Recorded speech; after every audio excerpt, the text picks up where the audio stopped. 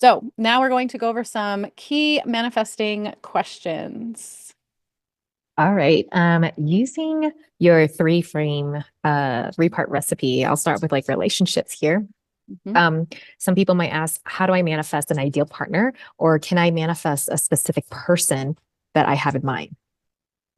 Right. So when you're thinking about the ideal person, a lot of times we have an idea of what that might be based on what we're afraid to experience. And therefore, we're not looking deeper into what it is that we actually want. So, first, you really need to align with where the desire is coming from. What do you really want in a partner? Not necessarily how they're going to look, because I promise you, the universe is going to give you somebody you are attracted to. What would be the point of giving you somebody that you're not attracted to? You're not going to want that. Um, then we have to focus on who you're accepting, right? So if you're going on dates and you're kind of settling for people that aren't aligned with what you actually want in a partner, the universe is going to get confused and say, hey, you asked for this. And I was just checking to make sure that you were done with the type of person that you had accepted before, but you're still accepting it. So, okay. And through those experiences, we will determine even deeper how that connects in with your truest alignment about what your desire is. And then, of course, how to take action on that. Um, it's not necessarily as simple as saying, well, I would really love to have somebody that's nice to me. There are plenty of people that are nice, but they wouldn't be aligned with what you truly want in a partner.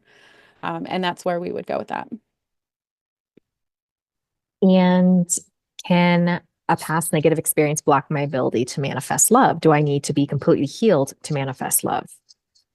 No, I don't believe that you have to be completely healed. I don't think any of us are ever completely healed to the day that we leave this place, hopefully when we're old and gray.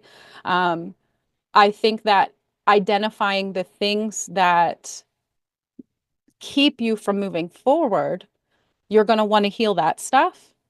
But it's impossible for you to heal everything. And many times when you're entering into a relationship with someone else, whether it's a friendship, a co-working relationship, or even a soulmate, uh, that's going to be an opportunity for you to grow and heal even more based on the interactions that you have with that person. And can I manifest a partner if I'm not actively dating or socializing? That will make it very hard. uh, I'm going to say probably not. So if you are staying at home all the time, sitting on the couch doing nothing, um, it's going to be really difficult for your partner to find you. The universe doesn't write down your address on a little piece of paper and slide it under their door and say, "Hey, there's your soulmate. Go get her or him." Uh, so what you're going to want to do instead is meditate on asking the universe, where can I go or what things should I do that will help me be in a place where I am able to meet somebody that I would be able to have a relationship with. And the more that you accept this inspired action, the closer you're going to be to receiving the full manifestation of that. All right. And then let's head on over to people that might having a business or a job. But how do I manifest success for my business or dream job? Or maybe an example of how you did it. Okay. So again, first we have to identify what the true desire is. What is it that you're wanting to experience? A lot of people are going to say, "Oh, I want a job that's going to pay lots and lots of money." Everybody wants that. And that's very easy. But we don't actually want money. We want what money gives to us. And if you're focusing on your career as far as gathering money, gathering resources, but you're not focusing on what you love to do, what brings you satisfaction, and what lights you up, what makes you feel excited and happy, the job is only going to work so well at bringing that into you. So when you focus on what you're wanting to experience at your job, what do you want to feel? What do you want to do? And then focus there, the universe will automatically hand you these opportunities that are in alignment with the feeling of what you're wanting to experience. So it's always better to focus on what you like to do, how you like to do that, why you like to do that, all that good stuff. And then the rest of it will kind of come in behind everything. For instance, this masterclass. I never thought that I would be doing something like this, but because my desire is to share my knowledge, to share the things that I've had an understanding about, and the gathering of that information, this is the natural progression of that part of my career. And it would work the same for anyone else. And how do I manifest clients or customers for my business? Where are they? That's a great question. That actually is not your job at all. Well, I don't want to say at all, but in large part, it is not your job. When you have a client-based business, the best thing for you to do is to focus on the satisfaction of sharing what it is that you love to share. If it's information that you want to share, that's your service. If you are assisting people in releasing certain emotions, or if you're providing a spa-like service, whatever it may be, it doesn't matter. Focusing on the doing of the thing, inevitably, you are going to need clients, right? So if you're sending a signal to the universe that says, hey, I really want to do this thing, I really love doing this thing, it makes me super duper happy, the universe is going to say, okay, well, here's some people for you to do the thing that makes you happy. And then each of those people, no matter how many it is, it may not be as many as you like at first, of course, but each and every one of those people, when you allow yourself to really marinate in the experience of giving whatever it is that you're wanting to give to that person or to those clients in the moment, and then, of course, afterwards in reflection, the universe is going to say, hey, you actually do really like that. Well, I've got some more people and some more people and some more people. Then you might even have some inspired action about where to advertise, who to talk to get more clients. You don't really need to think too much about putting the word out there other than sharing what you love. All right. And then I'm sure everyone here would love to have a home or a dream car. So, how can one manifest a home or a car, especially if they're limited on finances or it's a competitive market, etc.? Or how do you know if it's not the right time to manifest? Okay, so for a house or a car, um, I think you have to understand where you're manifesting that from.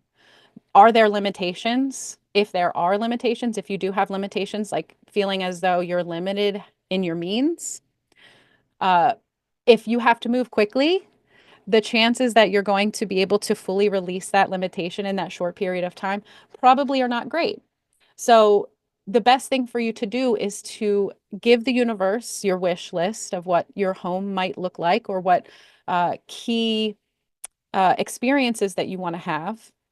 The same, almost the same as you would with a soulmate, and allow the universe to bring to you a home that matches it as closely as possible, even within the limited scope that you're able to provide the universe to do this. And then once you're in that home, then you have more of a safety or more secure place to start manifesting something even bigger. And the more that you focus on the joy of having a home, the joy of finding a new home that's even better than this one, whatever that means, that's going to open up opportunities for you to be put in places where you're finding yourself available for that new home, or maybe even finding a new job that creates the abundance that you need in order to be able to afford the new home. It's going to come from a lot of kind of more weird or different places. Many manifestations don't happen in a linear fashion. They're going to be a bit of a zigzag. So we get the job and then we get to know what the new areas are. And then, okay, now we have a house, right? So it's not always going to be from A to B when you're manifesting big things like that, especially big things like that. Um, and I forget what the last question was that you asked of that. Oh, if you know if it's even the right time to Mhm. manifest or to not manifest it, it's the right wrong timing. Um, Well, if you have to find a new home, then yes, it's the right time. If you have no choice, it's the right time. Uh, and a lot of times when that happens, it's because you've been asking for a new home, but sort of putting it on the back burner, putting it on the back burner, putting it on the back burner, trying not to think about it too much, even though the universe keeps trying to bring it up to you, say, hey, you wanted that new house. What do you think? You want to do it now? Oh, not now. I can't do it now. I don't have the money. I don't have the means. I don't have the people, blah, blah, blah. And then the universe is like, well, there's a really good one about to come up. So I'm pushing you out of your house so you can get it.